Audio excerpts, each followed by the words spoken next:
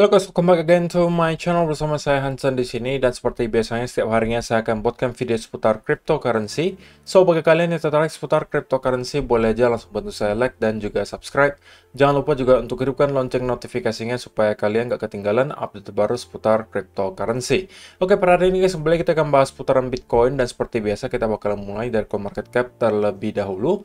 Per hari ini secara global market cap crypto berada di angka 840 billion dollar atau turun sekitar 1,71%. Nah, Bitcoin sendiri di angka 16.800-an, Ethereum 1.234, BNB 284, kemudian XRP 0,38, Dogecoin 0,09, Cardano 0,3, dan Polygon Matic berada di urutan ke-10 dengan harga 0,89 dolar. So, per hari ini kita melihat market rata-rata dalam keadaan merah. Penurunannya ranging antara 1,sekian% hingga kurang lebih 3%.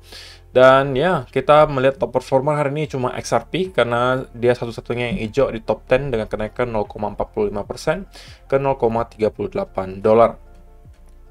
So, itu adalah outlook sementara dari beberapa top coin yang ada. Sekarang kita masuk dulu ke beberapa berita dan data terbaru hari ini.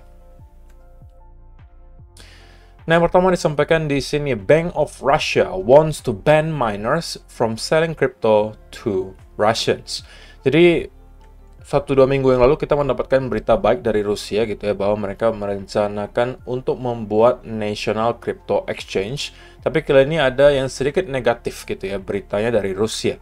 Dan kali ini mereka mengatakan bahwa mereka akan nge-ban para penambang Bitcoin di Rusia untuk menjual Bitcoinnya ke rakyat Rusia sendiri.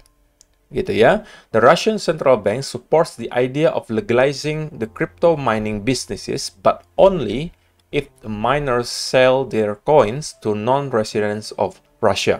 Jadi kalau misalnya kalian mau jadi penambang di Rusia dan mau legal gitu ya, kalian baru bisa dilegalkan apabila gitu ya, nanti kalian menjual hasil tambangan Bitcoin kalian itu ke rakyat di luar Rusia. Saya nggak tahu ini tujuannya apa gitu ya, tapi itulah yang terjadi. We believe that cryptocurrency obtained as a result of mining can be sold exclusively using foreign infrastructure and only to non-residents. In general, we adhere to the position on the inadmissibility of the circulation of digital currency on the territory of the Russian Federation. Jadi pada intinya ya mereka menyampaikan gitu ya, bahwa pada intinya kalau misalnya kalian pengen gitu ya, di sini disampaikan Deputy Finance Minister Alexei Moisev reportedly said that the Russian Central Bank has developed a new plan to only allow mining through authorized organization. Jadi ya, untuk orang-orang yang berminat menjadi penambang, sepertinya Rusia bukan tempat yang cocok gitu ya, karena terlalu banyak regulasinya, terlalu ketat, dan kalian jualannya itu nggak bisa ke rakyat Rusia, harus dijual keluar gitu. Jadi kalau misalnya memang kalian pengen mining bisnis, harusnya mungkin kalian pilih negara-negara dengan yang regulasinya masih lebih longgar gitu ya. Ya, kita bakalan lihatlah ke depannya kira-kira Rusia ini sebenarnya pengennya seperti apa sih. Walaupun kita melihat kemarin ada berita positifnya seputar mereka pro gitu ya untuk membuat National Crypto Exchange. Tapi kali ini kok mereka sedikit berubah, nadanya berubah gitu, bahwa sekarang mereka kontra untuk para penambang Bitcoin menjual Bitcoinnya kepada rakyat Rusia. Itu yang pertama. Yang kedua, just 8% of Americans have a positive view of crypto. Jadi, pernah dilakukan survei, bukan pernah ya, tapi baru dilakukan survei lagi gitu ya. CNBC survey suggests that only 8% of Americans have a favorable view of cryptocurrencies as of the end of November, down significantly from the 19% recorded in March. Jadi, di bulan Maret kemarin mereka juga sempat melakukan survei yang sama dengan mereka lakukan sekarang, dan rupanya sekarang banyak sekali orang-orang yang kontra terhadap kripto. Oke, menurun kurang lebih 11%. Yang awalnya gitu ya, banyak yang berkomentar positif terhadap kripto, itu kurang lebih 19%, tapi kali ini surveinya menunjukkan hanya tinggal 8% lagi. Dan menariknya, the survey also indicated that a fair amount of crypto investors are turning sour on this on the asset class too, as 42% of such respondents indicated to have a somewhat or very negative view of crypto. Jadi dari total sampel yang mereka ambil gitu ya, hanya 8%-nya yang pro terhadap kripto, sisanya itu cenderung negatif, dan 42%-nya, 42% itu sangat negatif terhadap kripto. Jadi ini adalah sebuah fakta yang menarik guys. Ketika kita melihat kemarin harga kripto lagi tinggi-tingginya, semua orang berebut untuk masuk ke dunia kripto dan selalu mempunyai view yang positif gitu. Wah, saya bisa cuan 100%, saya bisa cuan 1000%, atau mereka mungkin hanya melihat teman-teman mereka cuan gitu. Kemudian mereka merasa, oke, ini aset yang bagus gitu, sehingga view-nya positif. Tapi itu adalah ketika kita berada di bull market, ketika semua harga kripto itu naik terus-menerus, kalian tutup mata beli koin manapun itu naik gitu. Jadi mungkin kebanyakan orang-orang bakalan masuk di sana. Tapi justru ketika kita masuk ke bear market dan kita mungkin sudah kurang lebih setahun berada di bear market, orang-orang justru merasa bahwa aset ini tidak lagi berharga gitu. Bahwa aset ini mungkin berbeda dengan aset yang kemarin mereka beli. Padahal sama aja guys. Kemarin mereka belinya Bitcoin, sekarang beli Bitcoin juga ya masih sama, Bitcoin yang sama gitu. Tapi mereka mempunyai view yang berbeda. Kenapa? Karena mereka melihat harganya yang terus turun. Jadi mereka investasi itu hanya berdasarkan harganya saja. Tapi mereka nggak tahu kenapa mereka harus beli Bitcoin gitu ya. Apa alasannya? Apa sih yang diselesaikan? Problem solve. Apa yang di-solve problemnya? Mereka nggak tahu. Mereka cuma taunya teman-teman saya, tetangga-tetangga saya itu semuanya cuan ketika beli kripto, makanya saya ikutan. Tapi sekarang harganya turun terus, berarti kan scam gitu. Nah, itu adalah mindset yang salah gitu guys. Oke, jadi ini menarik banget. Memang ini terjadi setiap kali kita berada di bear market guys. Oke, orang-orang justru tidak tertarik ketika koin-koin yang kemarin mereka beli dengan harga yang mahal, itu didiskon 90%, tapi mereka nggak tertarik gitu. Mereka justru maunya beli ketika nanti harganya sudah di all time high lagi. Kalau mereka diminta, coba deh akumulasi di harga sekarang, sudah murah.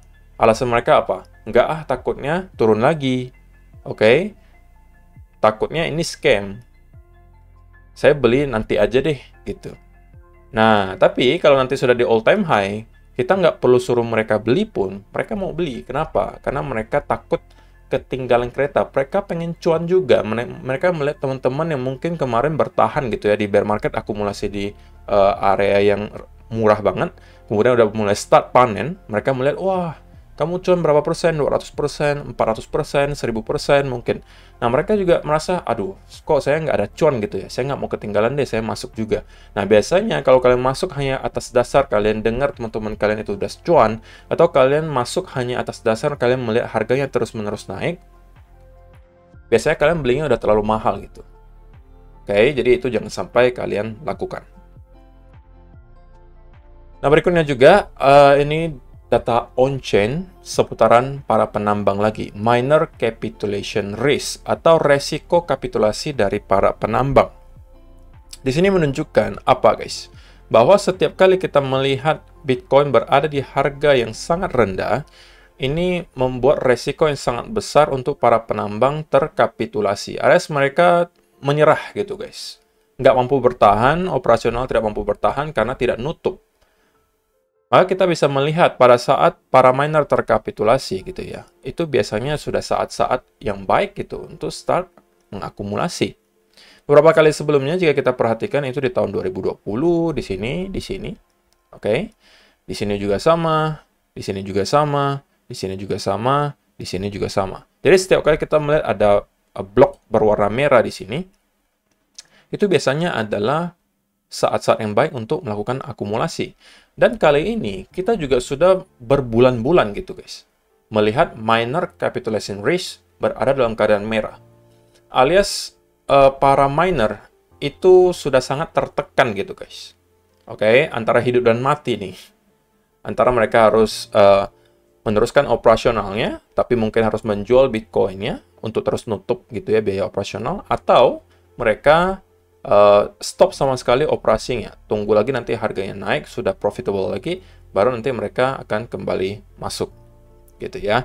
Jadi ini lagi-lagi adalah sebuah data yang menunjukkan ke kita bahwa untuk sekarang gitu ya, secara data dan secara data historis gitu ya, ini adalah saat-saat yang baik untuk start melakukan akumulasi.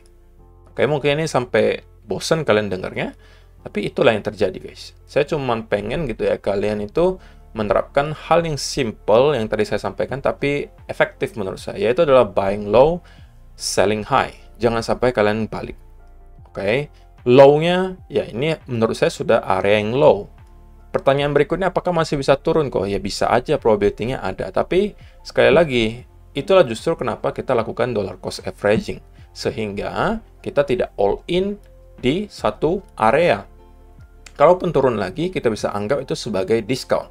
Karena tidak ada satu orang pun yang akan mampu, sekali lagi garansikan ke kalian, bottom-nya di sebelah mana. Semuanya hanya bisa memprediksi, semuanya melakukan analisa, tapi in the end of the day, market yang bakalan menentukan.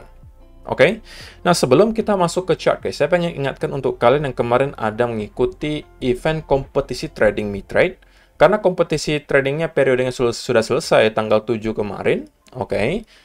Untuk kalian yang merasa belum melakukan yang saya sampaikan di grup khusus kompetisi tersebut, yaitu kalian melakukan rekam layar di aplikasi mid-trade kalian, oke, untuk menunjukkan saldo terakhir, kemudian untuk menunjukkan histori transaksi dan histori deposit dan penarikan, dan juga merekam layar di website manapun yang menunjukkan tanggal hari ini. Silakan kalian lakukan gitu ya, dan kemudian kirimkan ke Telegram pribadi saya. Penjelasannya dan contohnya sudah ada saya masukkan ke grup Telegram khusus kompetisi trading. Kalau misalnya kalian belum tahu, kalian coba cek dulu dan lakukan, karena maksimal saya tunggu sampai nanti malam pukul 20.00 waktu Indonesia Barat. Oke? So, sekarang kita langsung masuk aja ke chartnya Bitcoin, guys. Dan secara overall gitu ya, kita melihat Bitcoin sebenarnya masih berada di range yang sama, guys. Antara 17.300 dengan 16.800. Range-nya masih di sini-sini saja sebenarnya. Tetapi kalau misalnya kita lihat secara price action sekarang tentunya, kita ya berpotensi membuat bearish continuation pattern di sini, yaitu potensial bear flag ya. Dan di sini membuat saya merasa bahwa kemungkinan Bitcoin bakalan at least membuat satu lagi low, oke? Mungkin menuju ke sekitaran area 16.600 sampai 16.500 di sini. Yang kalau misalnya kita juga manfaatkan Fibonacci retracement, itu juga adalah area 0,5 dan 0,618. Ini pertengahannya area di sini, oke?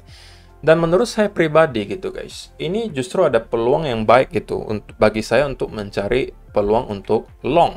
Bagi saya ya, ketika kita menyentuh ke sekitaran area di sini, saya akan mencoba untuk menemukan indikasi gitu akan adanya perubahan momentum gitu ya, dari yang bearish menjadi bullish lagi.